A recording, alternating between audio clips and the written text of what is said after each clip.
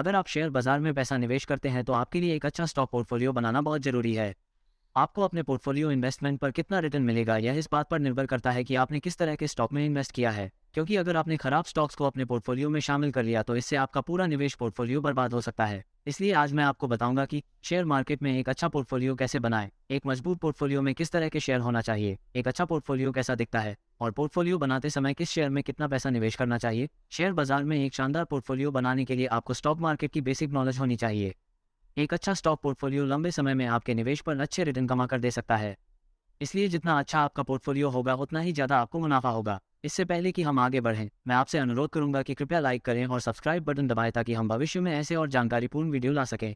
1. Portfolio बनाने के लिए अच्छे शेयर चुनें। शेयर मार्केट में अच्छा पोर्टफोलियो बनाने के लिए सबसे जरूरी है सही स्टॉक चुनना, क्योंकि एक अच्छा स्टॉक लॉन्ग टर्म में आपके पोर्टफोलियो को 100 गुना भी कर सकता है और दूसरी ओर एक खराब स्टॉक आपकी पूरी इन्वेस्टमेंट राशि को डुबा भी सकता है। और इसीलिए पोर्टफोलियो बनाते समय उसमें ऐसी कंपनी का शेयर रखना चाहिए। 1. जिसकी बैलेंस शीट मजबूत हो। 2. फंडामेंटल्स अच्छे हो। 3. मैनेजमेंट अच्छा हो। 4. कंपनी पर कर्ज बहुत कम हो। 5. कंपनी का बिजनेस मॉडल फ्यूचर के मुताबिक अच्छा हो। 6.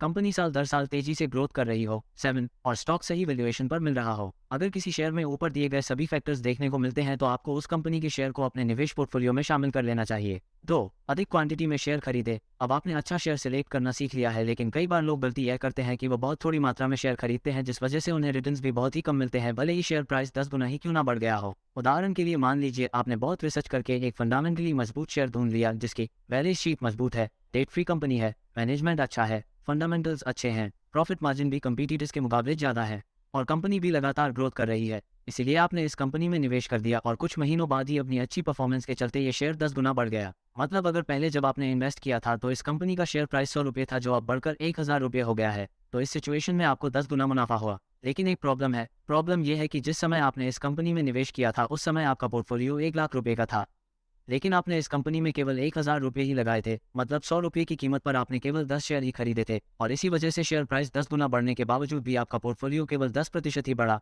यानी कि आपका 1 लाख का पोर्टफोलियो बढ़कर अब 1,10,000 का हो गया।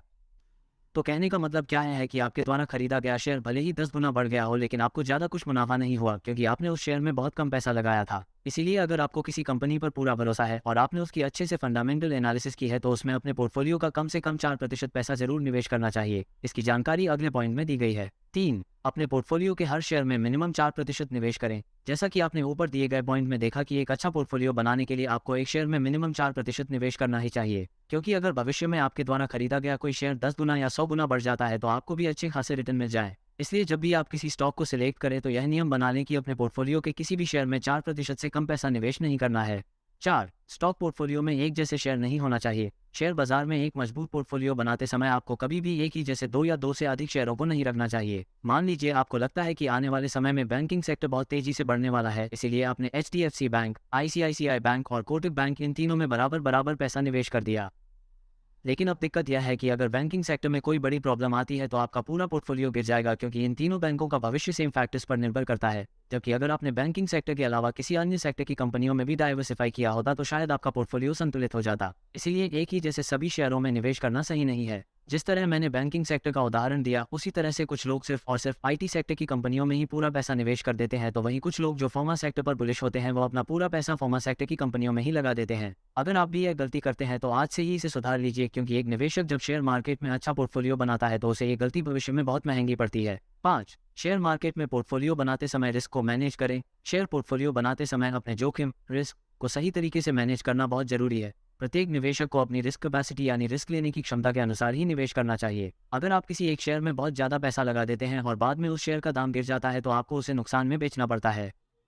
और जैसा कि मैंने ऊपर दिए गए पॉइंट में भी बताया कि एक ही जैसे शेयरों में निवेश करने का कोई फायदा नहीं होता, क्योंकि वो एक साथ गिरते हैं और एक साथ बढ़ते हैं। इसीलिए अगर आप एक जैसी सभी कंपनियों में पूरा पैसा लगा देते हैं तो आपका रिस्क बहुत ज़्यादा बढ़ जाता है, लेकिन अगर आप अलग अलग प्रकार की कंपनियों में अपने कैपिटल को डिवाइड करते हैं तो जोखिम काफ़ी हद तक कम हो जाता है और प्रॉफिट की संभावना बढ़ जाती है। 6. पोर्टफोलियो को अलग अलग सेक्टर्स में डाइवर्सिफाई करें। अब तक आप समझ ही चुके होंगे कि पोर्टफोलियो को अलग अलग सेक्टर्स में डाइवर्सिफाई क्यों करना चाहिए।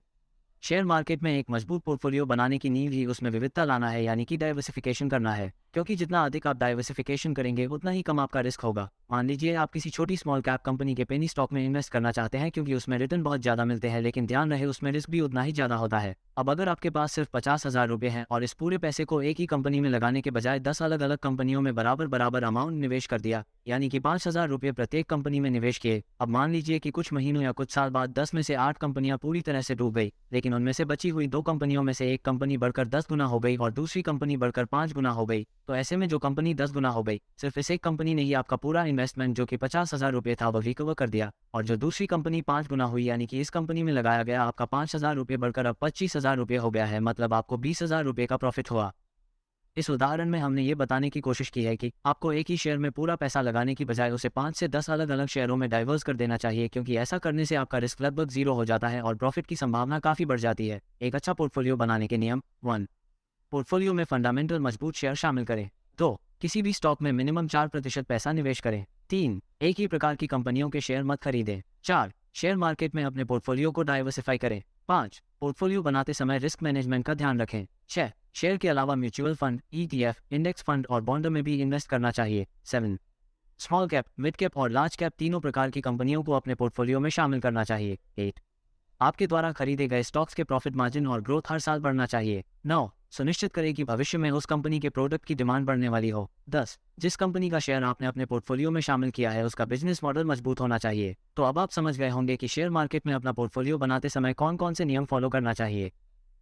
Thanks for watching. Please like, share and press the subscribe button.